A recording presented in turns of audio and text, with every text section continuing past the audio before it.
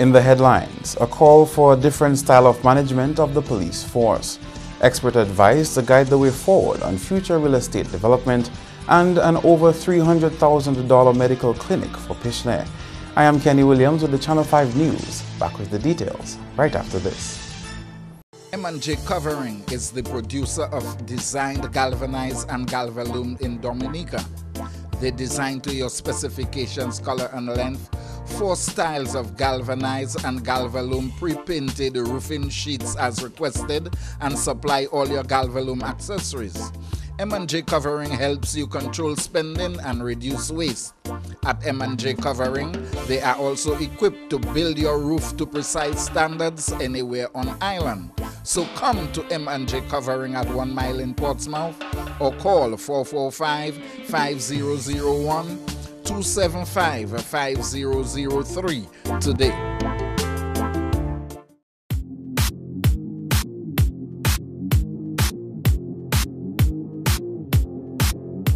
Thanks for staying with us. First up, the Police Welfare Association is calling for a fresh approach to management of the police force. Chairman of the PWA, Corporal Jefferson Drago, says one of the reasons is that there is disunity among the rank and file of police. He spoke to Channel 5 News ahead of a social gathering on Friday evening, supported by the Ministry of National Security. 7 retired police officers will be awarded at Friday evening's police event. First of all, the management of the police force needs to come together to unify the force and bring the force together. The management of the police force need to change the strategy, need to change the plan. We need a new plan. We need a new start, a fresh start and a new page. So the Police Welfare Association are doing our part in collaboration with the Ministry of National Security. We have planned this social gathering for police officers as a start to bring unity and esprit de corps within the rank and file, so we can interact with the people that are responsible for us, interact with the Chief of Police directly, interact with the Prime Minister directly, interact with the Minister of National Security directly.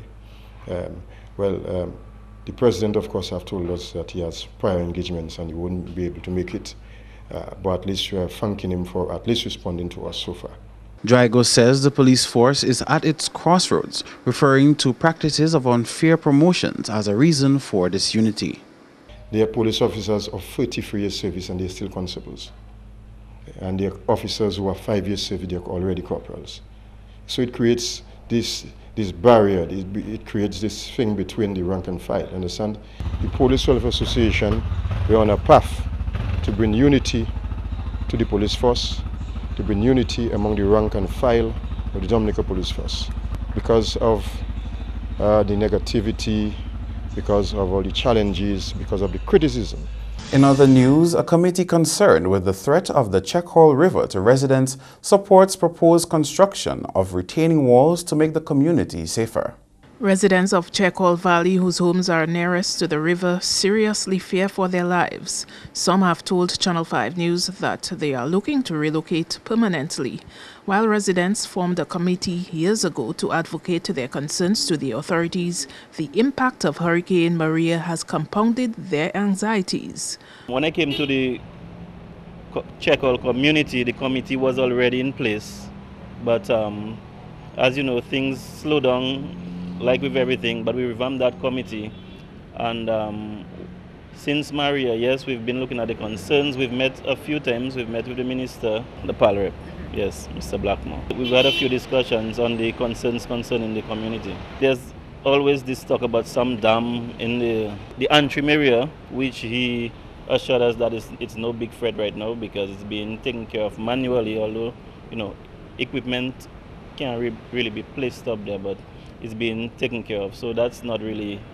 one of our major threats. David says the lack of defense walls is a key reason for the insecurity of residents. Right now we have good work going on, very, very good work by this Trinidadian company. They are enlarging in the river, giving it some more depth, dredging, and making it look and feel a little bit safer in the area for sure. But we still know that, you know, the river wall is the critical part to really keep us a lot more comfortable. Once we get that defense wall, we think we would be, as I said, in a much more comfortable position. Right now, the residents are doing what they can for themselves. Say, on my end personally, I'm putting my own defense wall, but I know it's just, that's just for me. It doesn't have to be a defense wall from the top to the bottom, but in the strategic areas, once we can get something of that sort, I think people will feel much more comfortable. The committee has not explored relocation possibilities, although some residents have been considering vacating their homes because of the unsuitability of their location. And if that's how she feels, she has to follow, her heart. And if she needs to relocate, I would really be happy for her to do that, but I really cannot speak for her in that regard.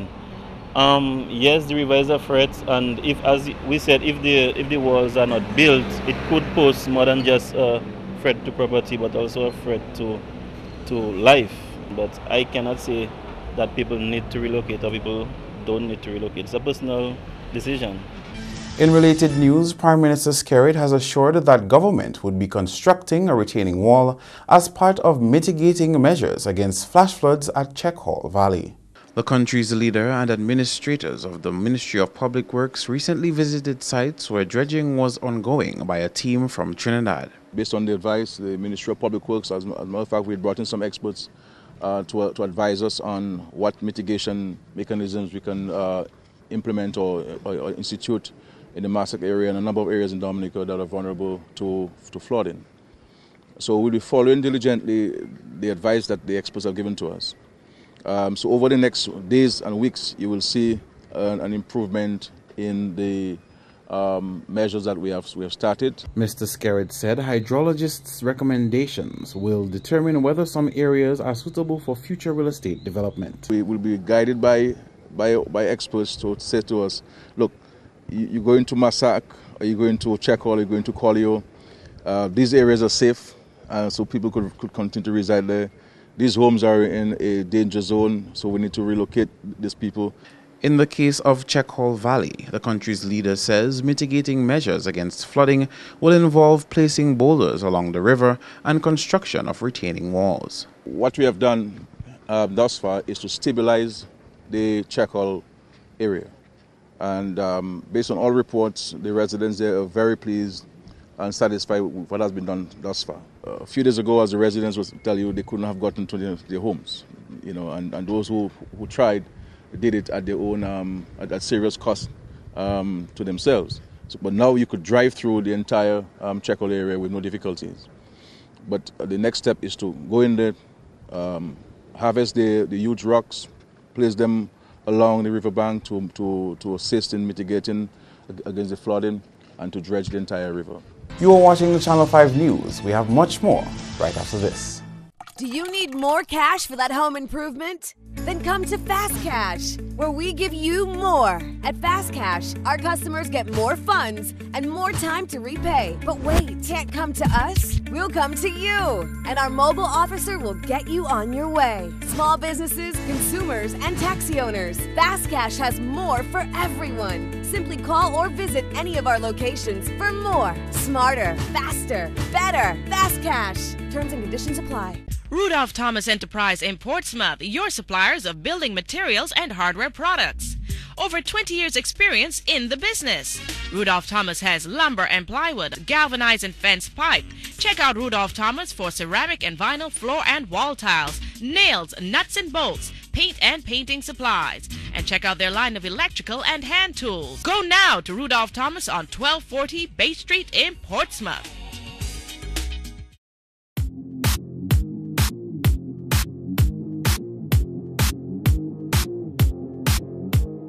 Welcome back. The delivery of medical services in the community of Pishley have been significantly improved with the donation of an over $300,000 medical clinic built in a shipping container. The facility, which was handed over to the Member of Parliament and the people of Pishley on Thursday, was donated by Clinic in a Can and Biomedical International. The clinic will serve the Grand Bay Health District but will be situated in Pishley as the health center in that community had been decimated by Hurricane Maria. MP for the area, who is also the Minister of Health, says the donation is important to the ministry as it continues to deliver health services in the aftermath of Hurricane Maria. We have to continue to bring this service to the people. And clearly, while Hurricane Maria would have brought a lot of stuff to the fore in terms of rethinking, especially as it pertains to the infrastructures, because a lot of these, or a number of these infrastructures would have been built 2, 3, maybe even 4 decades ago, when road communication was not that possible, telecommunications, etc.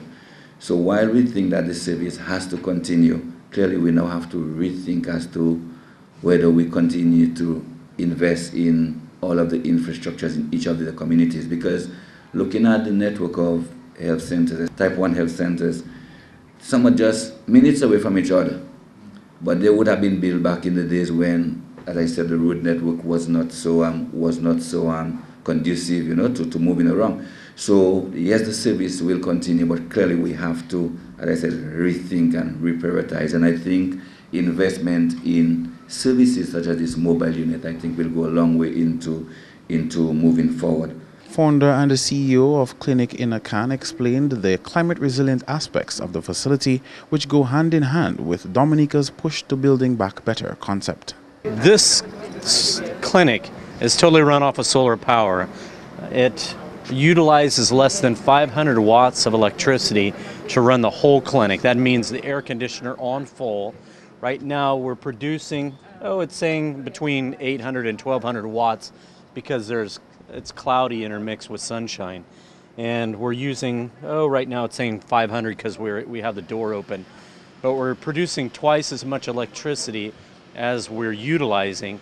And then if there isn't any sunlight, this whole clinic will run for 18 hours with everything on, even the air conditioner, just off the batteries. So technically this will run 24 hours a day, 7 days a week. It comes with a 50-gallon water tank, and this is a pressure pump system, which you guys are very familiar with here on the island. And then on the inside, there is a triple filtration system. So you can put brackish water in here. We prefer that you don't, but it has a triple filtration system that will take out cysts, bacteria, viruses, and then you can use that to give antiprotozoan medications, antibiotics, whatever, to your patients. So you can give them a little cup of water and they can drink it directly from the faucet. Biomedical International also played an integral role in obtaining the facility for Dominica. When we approached Clinic in the Can, we had to decide who was going to receive this donation. My home country of Puerto Rico was devastated, as well as many other islands. But I figured the U.S. will take care of Puerto Rico, and Dominica was not going to receive that same type of assistance. So I led the vote in my company and chose Dominica, and I'm very happy that I did. And thank you to Michael. Let's hope this is not the end of donations. We're still trying to get more, and we're here to serve. The Clinic in a Can was conceived and designed by medical professionals with the aim of providing an economical, ready-to-use medical clinic, versatile enough to function in various environments around the world. Next up, Dominica has become the first CARICOM country to sign on to the ARISE network. The ARISE network is the private sector stakeholders group for the United Nations Office for Disaster Risk Reduction, UNISDR. The ARISE network aims to create risk-resilient societies by energizing the private sector in collaboration with the public sector and other stakeholders to achieve the outcomes and goals of the Sendai framework in a transparent and inclusive way that delivers local and measurable impact. President of the DAIC, Kira Thompson-Ed, says the ARISE network will help to strengthen private sector capacity post-natural disasters. Our intention with the ARISE network for Dominica is to raise awareness of the role private sector already plays in disaster risk reduction and build on that to make it even better and stronger. Recent events over the last 2 years, which Lizra referenced in her opening remarks, have shown DAIC the necessity to strengthen our private sector's capacity in this regard.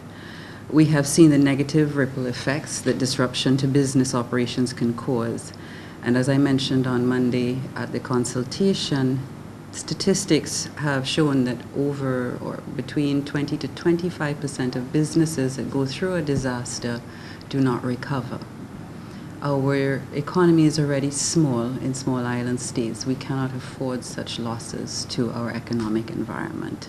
We need to address this urgently and collectively, and that is why we've opted to sign on to the ARISE network. I'm very proud to announce that Dominica is the first OECS state to sign on to this initiative, and I think it shows part of our resiliency as a nation. Head of Operations for the Caribbean Association of Industry and Commerce commended the DAIC on its forward thinking and pledged its commitment to the ARISE network.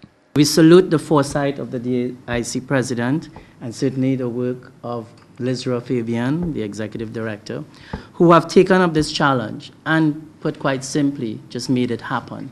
As we go on this journey, the CAIC intends to work and partner with the other national chapters that will arise and be born as we build stronger, sustainable, resilient societies with a promise from the private sector, fueled by a focus on business continuity. UNISDA representative says the business community has an important role to play in disaster risk reduction in any country. The businesses and the private sector has a role in the community. You can influence others, other stakeholders, other partners. It also has a role towards the community in which it's inserted and towards the personnel. We can have a superb disaster risk reduction and contingency plan within a company, but if half of the employees cannot come to work, it's little more than useless. So that's the role I see for the private sector and the companies. There's a role within society. The ARISE network was formed in 2015 and focuses on the disaster risk reduction goals of the Sendai Framework for Disaster Risk Reduction 2015 to 2030. Andrea Louis, Channel 5 News. And Kamala John-Baptiste Aaron has announced that she is bowing out of the position of Government Press Secretary under 2 years on the job. John-Baptiste Aaron, in a statement to the media this week, stated that she did not seek renewal of her contract, which ends on March 15, 2018. She began annual vacation leave on Monday, February 19, 2018. Her vacation leave ends on March 15, the same day that her contract as Government Press Secretary officially ends.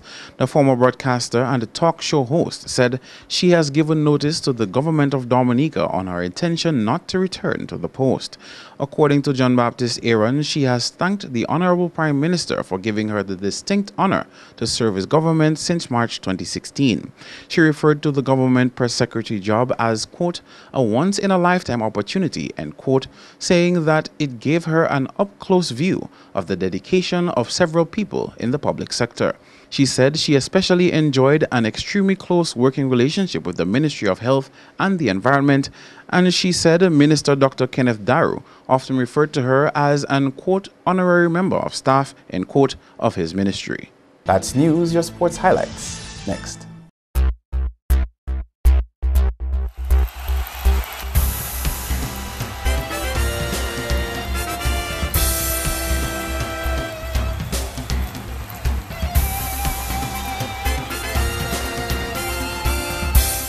First up in sports, Craig Brathwaite scored an undefeated century to end Kent's hopes in the West Indies Super 50 Cup as Barbados Pride progressed to Saturday's final with a 13-run Duckworth-Lewis win in a rain-reduced contest on Wednesday. Barbados won the toss and elected to bat first and scored 263 for the loss of 3 wickets. Pride skipper Brathwaite finished undefeated on 105, which included 2 6s and 8 4s.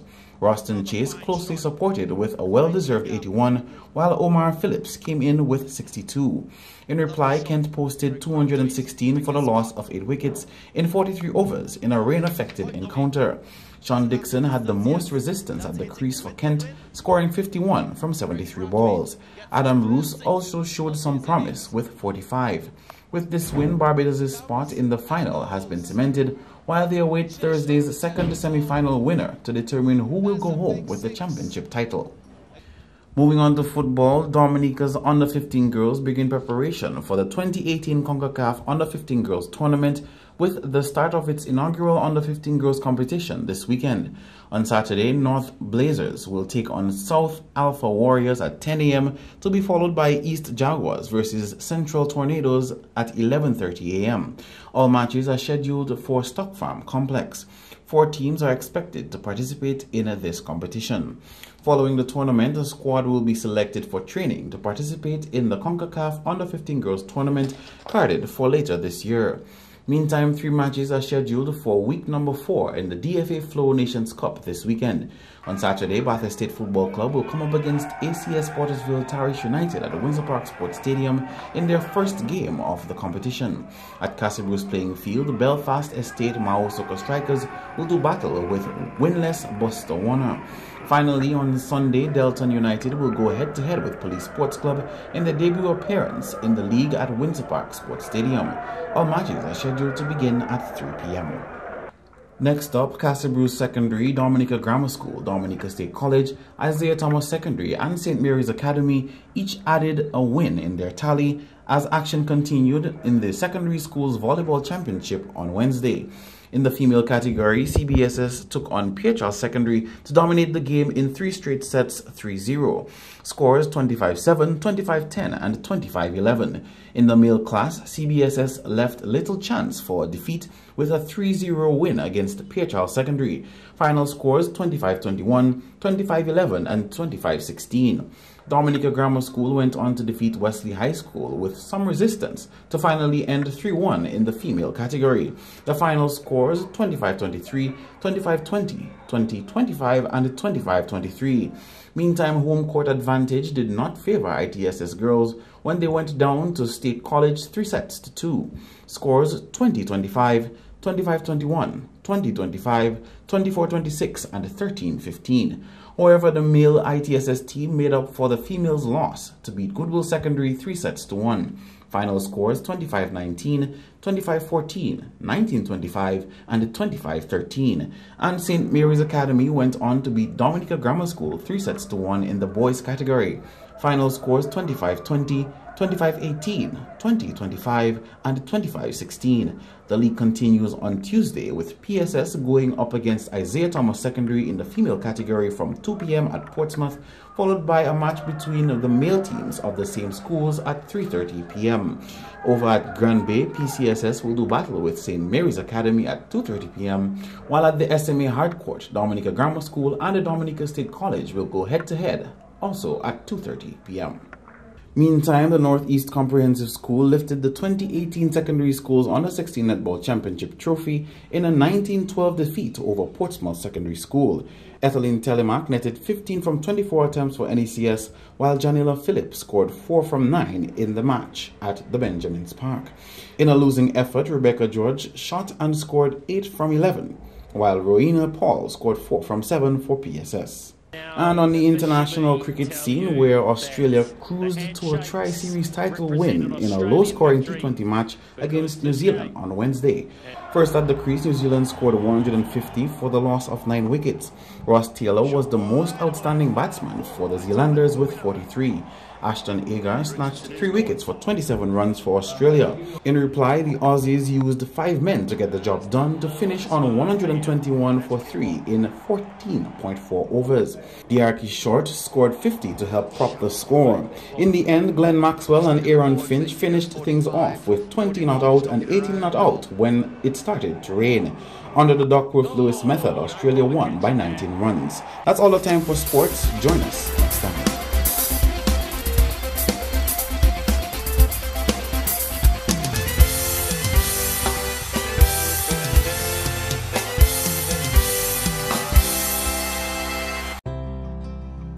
ni maladie HIV et bien maladie sexuelle. Si ou pas protéger corps là ou kane sexe avec plusieurs monde, ça kay mette la vie ou en gros danger. Ou ka exposer tout partenaire au poison et que tant qu'il ka vini avec maladie. Servez yon condom chaque fois ou kane sexe. Changer qui est important pour découvrir maladie à bonheur ou ça vivre en bonne santé même si ou ni maladie HIV. Pour responsabilité, protéger corps et puis les autres. Examiner corps. Aider doubout si même maladie HIV et l'autre maladie sexuelle.